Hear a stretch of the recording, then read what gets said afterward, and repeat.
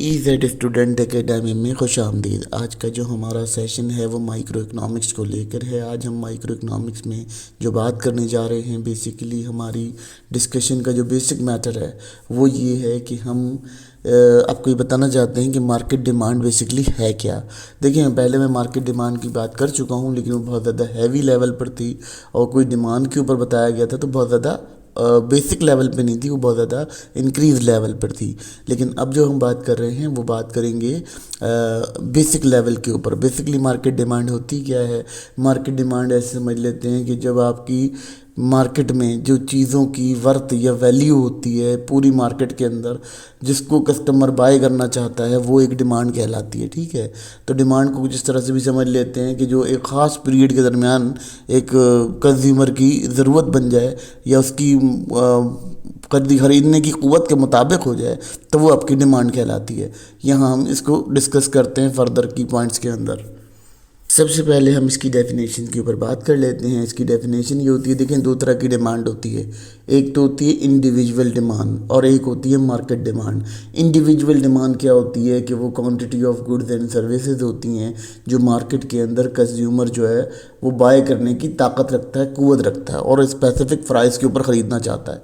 ये individual demand होती है। लेकिन जब हम बात करते हैं मार्केट डिमांड की, तो मार्केट डिमांड पे क्या होता है कि वहाँ तमाम इंडिविजुअल्स जितने भी हैं, ठीक है, वो मिलकर एक ही कमोडिटी को बाय करते हैं, एक ही कमोडिटी गुड्स को बाय करने की कोशिश करते हैं या सर्विस को बाय करने की कोशिश करते हैं, तो वो मार्केट डिमांड कहलाती है। लेट्स सपोज आपने क्या किया, आपने सर्फ है, सर्फ एक कमोडिटी है, उस कमोडिटी को बाय करने के लिए अगर एक सिंगल इंडिविजुअल है तो वो एक स्पेसिफिक प्राइस पे जाएगा, यानी कोई उसकी जो रेंज में आ रही होगी, जो उसकी यूटिलाइजेशन को मैक्सिमाइजेशन कर रही होगी, वहाँ पर वो जाएगा। लेकिन अगर आप देखते हैं इसी के बरक्स, अगर हम किसी और चीज़ को देखते हैं तो वहाँ ये होता है कि आपकी जो सम ऑफ आपकी सर्फ का जो टोटल बिक्री है वो टोटल बिक्री मार्केट डिमांड कहलाती है। यानी जितने भी सर्फ मार्केट के अंदर हैं उनके अंदर उनकी जो बिक्री है उसको हम मार्केट डिमांड में एनालाइज करते हैं। अब हम बात करते हैं कि जी लॉ ऑफ डिमांड क्या कहता है। लॉ ऑफ डिमांड बड़ी इंपॉर्टेंट बात करता है। वो ये कहता है कि जब भी किसी चीज़ की आप अशिया की कीमत को गिराते हैं तो वो इसकी वजह बनती है कि आपके पास जो है आपकी गुड एंड सर्विसेज की कीमत बढ़ेगी, यानी उसकी डिमांड बढ़ जाएगी, मांग बढ़ जाएगी। देखिए, सिंपल सी बात है, अगर एक चीज़ 50 रुपये किलो है और वो बहुत सारे लोगों के एक्सेस में आ रही है तो वो 50 रुपये किलो ही परचेज़ करना पसंद करेंगे या उसकी तरफ जाना पसंद करेंगे। बिल्कुल इसी तरह से डिमांड एंड जब हम देखते हैं कि प्राइस कम होती है, तो प्राइस जब कम होती है तो उसका जो रिज़ल्ट क्रिएट होता है उससे जो है आपकी मार्केट में डिमांड बढ़ती है, यानी आपकी चीज़ों की मांग बढ़ जाती है। ये तमाम मामला जो है यहाँ देखना बहुत इंपॉर्टेंट है और इसकी बड़ी इंपॉर्टेंस है in the field of economics, क्योंकि अगर हम इकोनॉमिक्स की फील्ड में बात करते हैं तो बहुत ज़्यादा चीज़ें डिफ़र होती हैं, यानी डिफ़र तरीके से हमें नज़र आती हैं। अगर हम यही बात डिमांड कर्व के ऊपर रख के करते हैं, यानी डिमांड कर्व को देखते हैं, ग्राफिकली रिप्रेजेंट करते हैं, तो हम ये देखते हैं कि जो क्वांटिटी जब हमारी बढ़ती है, यानी जो क्वांटिटी की इंक्रीजमेंट होती है, यानी डिमांड बढ़ती है, तो डिमांड जब बढ़ती है तो उसका स्लोप देखा जाता है कि वो नेगेटिव तरफ चला जाता है, क्योंकि उसकी प्राइस डिक्रीज होने की वजह से डिमांड बढ़ रही होती है। फिर क्या होता है कि जब उसकी चीज़ की शॉर्टेज हो जाती है तो उसकी प्राइस हाई होती है।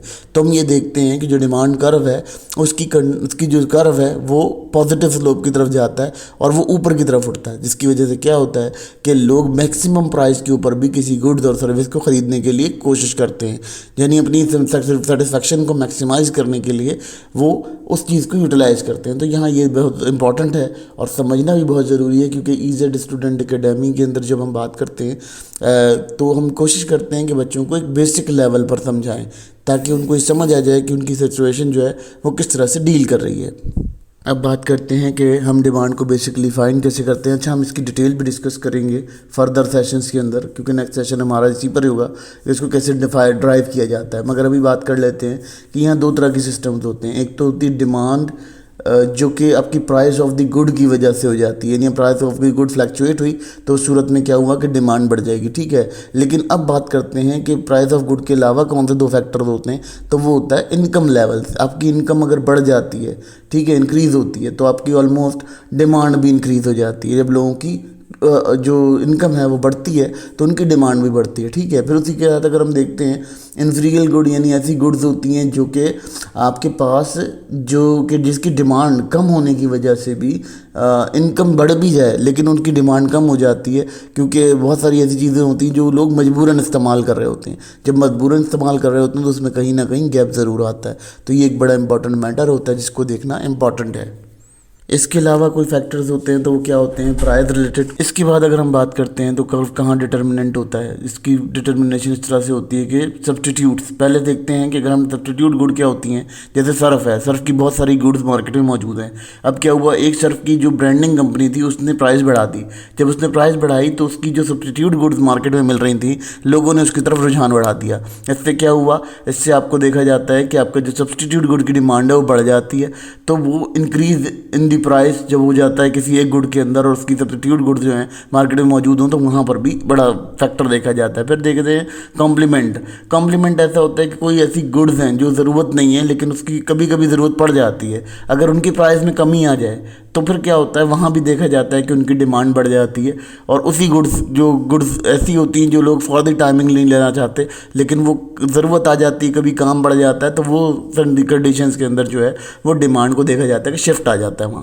इसके बाद अगर कोई डिटर्मिनेंट्स होते हैं तो वो क्या होते हैं, मार्केट के टेस्ट एंड प्रीफरेंसेस हो जाते हैं। टेस्ट एंड प्रीफरेंसेस इस तरह से होते हैं कि जो लोग अपनी टेस्ट को एंजॉय करना चाहता है कंज्यूमर, वो अपनी टेस्ट को जो है वो प्रेफर करता है, ठीक है। जिससे क्या होता है, डिमांड में शिफ्ट आता है। सबसे पहली चीज़ एक्सपेक्टेशंस होती हैं, यानी लोगों को ये लगता है कि फ्यूचर में इसकी प्राइस बढ़ जाएगी, या इनकम एक्सपेक्टेशन होती हैं कि हमारी जो है वो करंट इनकम या डिमांड जो है इंक्रीज़ हो जाएगी। उससे क्या होता है, जब आपके पास कंज्यूमर्स के पास ये खौफ पैदा होता है कि उनको फ्यूचर में इसकी मिलेगी नहीं चीज़, या इसकी प्राइस बढ़ जाएगी, या उनकी इनकम में कोई फ्लक्चुएशन होती है, तो ये एक्सपेक्टेशंस की वजह से भी मार्केट डिमांड शिफ्ट होती है, ठीक है।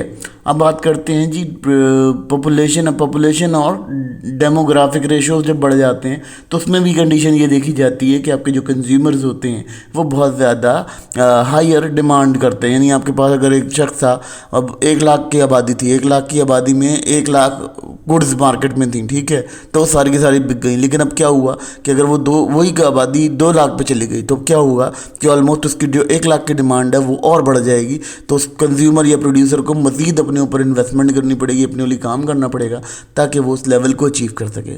तो यहाँ यही चीज़ बड़ी इंपॉर्टेंट है और इसे देखना बहुत इंपॉर्टेंट है कि हमारी जो कंज्यूमर प्रेफरेंसेस हैं वो बहुत इंपॉर्टेंट होती हैं। इसके अलावा जब हम देखते हैं एक्सपेक्टेशंस को और पॉपुलेशन को, तो उस सूरत में भी डिमांड जो है हमारी बड़ी ज़्यादा शिफ्ट जाती है। जैसे हमने बात की थी इंडिफरेंसेस कर्व के अंदर, वहाँ भी ये चीज़ बड़ी क्लियर वाज़ेह की थी कि ये मामलात इस तरह से डील किए जाते हैं।